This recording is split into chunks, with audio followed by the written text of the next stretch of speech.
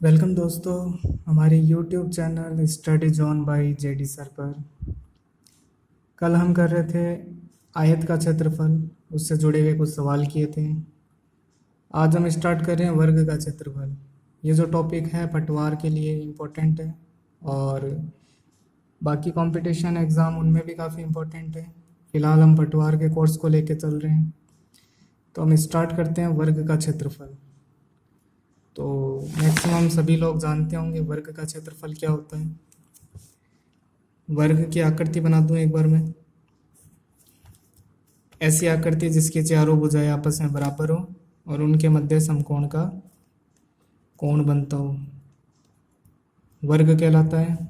वर्ग की कोई भुजा मान लो ए है, तो ये चारों भुजाओं का माप क्या होगा, ए होगा। तो वर्ग का क्षेत्रफल क्या होता है, जैसे आयत का क्षेत्रफल लंबाई इंटू चौड़ाई होता है, तो यहाँ पे लंबाई भी ए है और चौड़ाई भी ए है, तो लंबाई इंटू चौड़ाई कितना हो जाएगा, ए इंटू ए। तो इसका जो क्षेत्रफल होगा वो हो जाएगा ए इंटू ए यानी ए स्क्वायर, या बोल सकते हैं भुजा का स्क्वायर। एक इसके विकर्ण की बात करें तो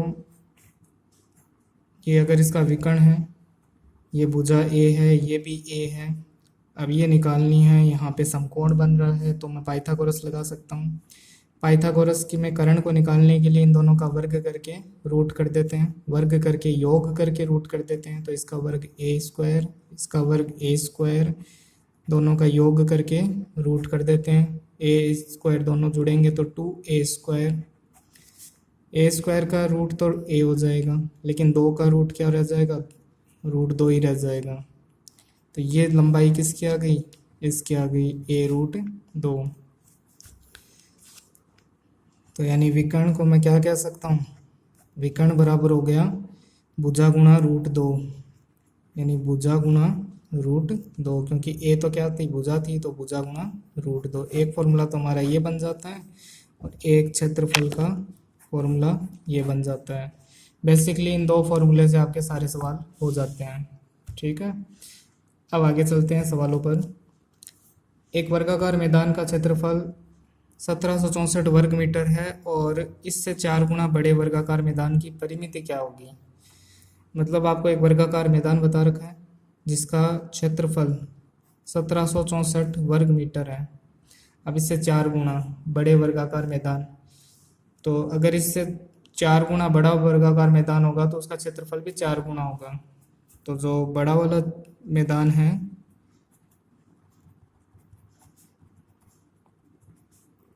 उसका क्षेत्रफल इससे 4 गुना होगा, यानी 1764 का 4 गुना। ठीक है, क्षेत्रफल क्या होता है, भुजा गुणा भुजा। तो अगर क्षेत्रफल दे दिया और आपको भुजा निकालनी हो तो भुजा बराबर क्या होता है, इसका भुजा का स्क्वायर इधर भेज दो, तो ये हो जाएगा क्षेत्रफल का रूट। तो अगर भुजा निकालनी हो तो क्षेत्रफल का रूट कर दो। 64 का रूट होता है 42 और 4 का रूट होता है 2, तो ये क्या आ जाएगी, भुजा आ जाएगी।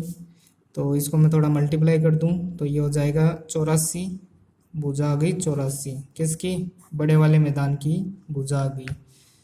अब क्या पूछा है, तो बड़े वाले मैदान की परिमिति क्या होगी, यानी चारों ओर की माप क्या होगी। अगर एक भुजा 84 है, अगर ये एक भुजा 84 है तो ये चारों मिलकर कितनी होगी, अब इसके 4 गुना कर देंगे।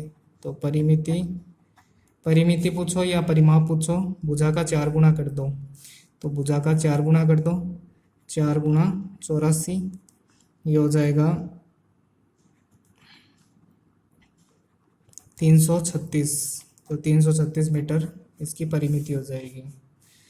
अगले सवाल पे चलते हैं। एक वर्ग व एक आयत के क्षेत्रफल बराबर है यदि आयत की लंबाई वर्ग की भुजा से 5 सेंटीमीटर अधिक है और आयत की चौड़ाई वर्ग की भुजा से 3 सेंटीमीटर कम है, तो आयत की परिमिति कितनी होगी। दो चीज़ें बताई हुई, एक तो वर्ग बताया हुआ है, एक आयत बताया हुआ है। एक तो हमें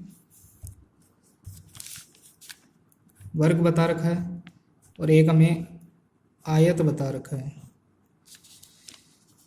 दोनों की भुजाएं नहीं दे रखी, बस कंपैरिजन दे रखा है। तो मैं एक बार मान लेता हूँ कि जो वर्ग है उसकी भुजा x है, तो सारी भुजाएं x ही होती है फिर तो। एक भुजा x है तो बाकी भी x हो जाएगी, ये भी x हो जाएगी और ये भी x हो जाएगी। फिर आयत की जो लंबाई है, ये जो लंबाई है वो वर्ग की भुजा से 5 सेंटीमीटर अधिक है, वर्ग की भुजा से 5 सेंटीमीटर अधिक है तो 5 जोड़ दो। और आयत की जो चौड़ाई है ये वाली वर्ग की भुजा से 3 सेंटीमीटर कम है तो इसमें से 3 कम कर दो। और आयत की परिमिति कितनी होगी ये पूछा है, आयत का परिमाप पूछा है कितना होगा।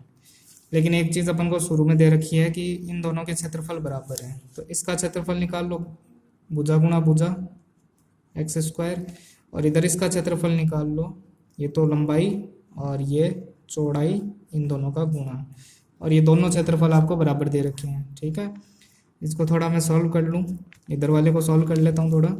इसको सॉल्व करते समय क्या करना होता है, इसको इससे गुणा कर दो एक्स स्क्वायर, फिर इसको इससे गुणा कर दो 5x, इन दोनों को अपन इससे गुणा कर चुके हैं। अब इसको इससे गुणा कर दो तो -3x, और इसको इससे गुणा कर दो -15। एक्स स्क्वायर इधर आ जाएगा तो x square minus x square तो इधर तो रह जाएगा 0। 5x माइनस 3x यानी 2x माइनस 15, 15 को इधर भेज दो बराबर 2x, 2 से कट हो जाएगा तो 7.5। अब x 7.5 है तो ये देखो x यहाँ रख दो, तो 7.5 प्लस 5 कितने हो जाएंगे 12.5, और 7.5 में से 3 गए तो 4.5 रह जाएगा ये।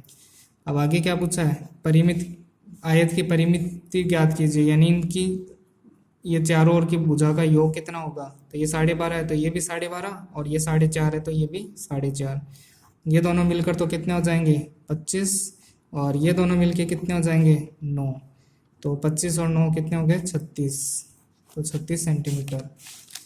अगला सवाल, वर्ग का क्षेत्रफल इसके विकर्ण पर खींचे गए वर्ग के क्षेत्रफल का कितना होता है। मान लो एक वर्ग है अपने पास, इसकी लंबाई कितनी है, भुजा x मान लेता हूँ मैं एक बार, ठीक है। अगर आपको x से कन्फ्यूज़न हो, मतलब शुरू में अपन ने a माना था तो a मान लेते हैं, और इसके विकर्ण पर,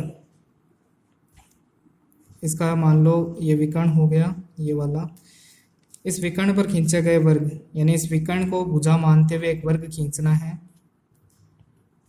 ये एक वर्ग खींच दिया, तो इन दोनों के क्षेत्रफल निकाल लो और उनका अनुपात कितना होगा। तो पहले इसका क्षेत्रफल निकाल लो, कितना होगा a गुणा ए स्क्वायर, और अभी अब थोड़ी देर पहले आपको बताया था कि जो विकर्ण है वो कितना होता है, a का √2 गुना होता है, तो यहाँ पे मैं लिख देता हूँ a का √2 गुना, और अगर एक भुजा ये √2 है तो ये भी a √2 हो जाएगी, तो दोनों का मल्टीप्लाई कितना हो जाएगा, मतलब अब मैं इसका क्षेत्रफल निकाल रहा हूँ, तो भुजा गुणा भुजा, तो कितना हो जाएगा a और a गुना कर दो a स्क्वायर, √2 गुना अगर क्या होते हैं 2 हो जाते हैं, ठीक है।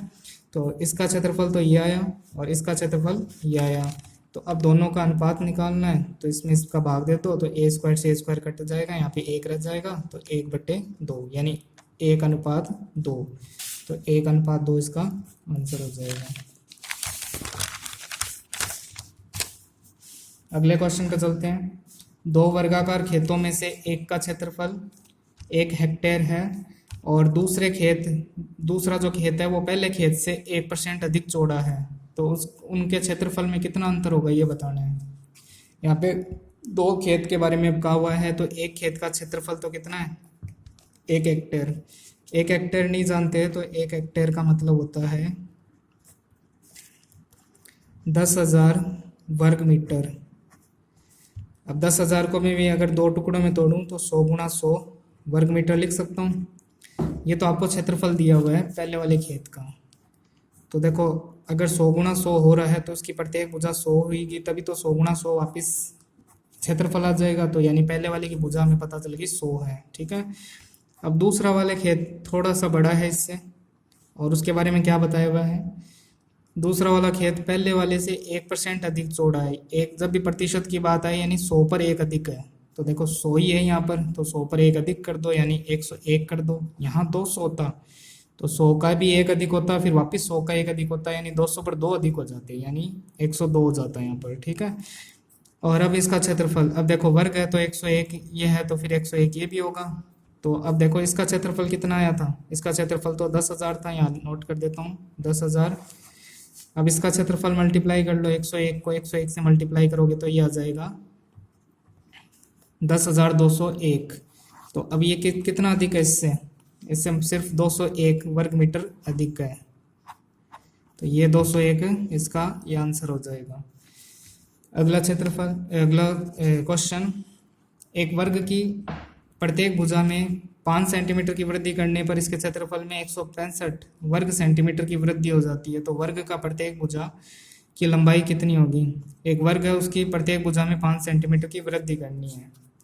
एक मान लो वर्ग अपने पास, जिसकी भुजा अभी अपन को नहीं पता, तो मैं एक बार x मान लेता हूँ, ठीक है।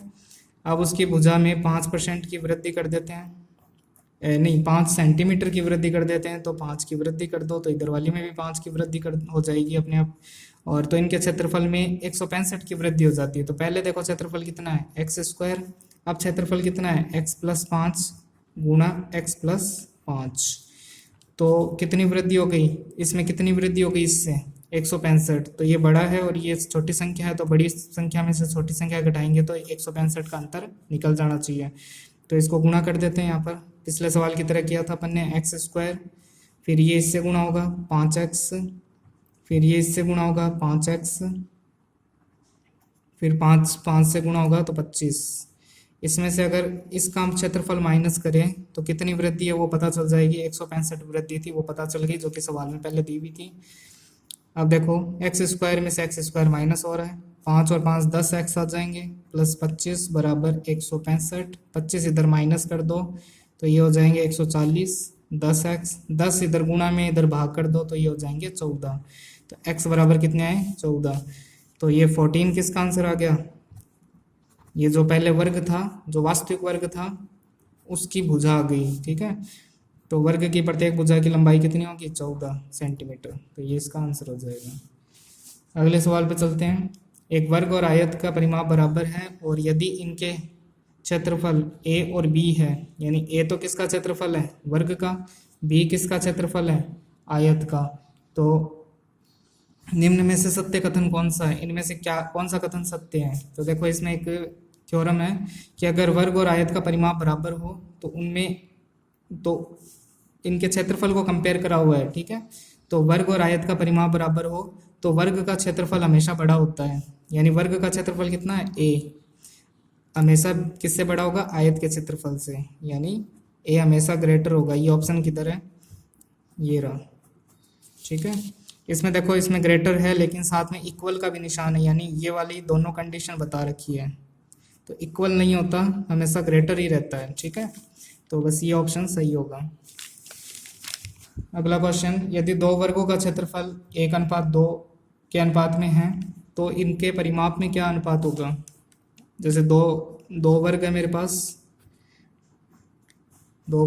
पास, एक पहले वाले का क्षेत्रफल 1 मान लेता हूँ, दूसरे वाले का क्षेत्रफल 2 मान लेता हूँ, तो इसकी भुजा कितनी करनी चाहिए मुझे, 1 गुणा 1 कर देता हूँ, तभी देखो 1 गुणा 1 वापस 1 हो जाएगा। इसकी भुजा कितनी करनी चाहिए, √2, तभी देखो दोनों को गुणा होगा तो वापस 2 क्षेत्रफल आ जाएगा। तो इन दोनों की भुजाएं आ गई मेरे पास, 1 और √2 हो गई, ठीक है। इनके परिमाप में क्या अनुपात होगा? तो देखो इसकी एक भुजा 1 है तो चारों भुजाओं का योग कितना हो जाएगा, 4 हो जाएगा। इसकी एक भुजा √2 है तो चारों भुजाओं का मान कितना हो जाएगा, 4 से गुणा कर दो। अब ये वाला तो इसका परिमाप आ गया और ये इसका परिमाप आ गया, तो दोनों के परिमाप का अनुपात पूछा है, तो 4/4 √2, 4 से 4 कैंसिल, तो यहाँ पे तो 1 रह जाएगा, तो 1:√2। तो ये अनुपात वही अनुपात है जो भुजाओं के बीच में था। तो जब भी आपको परिमाप में अनुपात पूछे तो आप भुजाओं का अनुपात निकाल लो, तो वही आंसर किसका हो जाएगा, परिमाप का। और अगर 4 से मल्टीप्लाई करके निकालो तो परिमाप का अनुपात आएगा, जो कि वही होगा जो कि भुजाओं का था, ठीक है। तो इसका आंसर 1/√2 इसका आंसर हो जाएगा, ठीक है। अगर आपको और भी कोई क्वेश्चन में डाउट हो, आपके पास कोई बुक हो उसमें कोई क्वेश्चन हो और उन पर आपको डाउट हो, नहीं समझ में आ रहे, तो आप कमेंट बॉक्स में कमेंट कीजिए, आपके सवालों का जवाब दे दिया जाएगा। और वीडियो अच्छा लगे तो लाइक और शेयर करना। Thank you.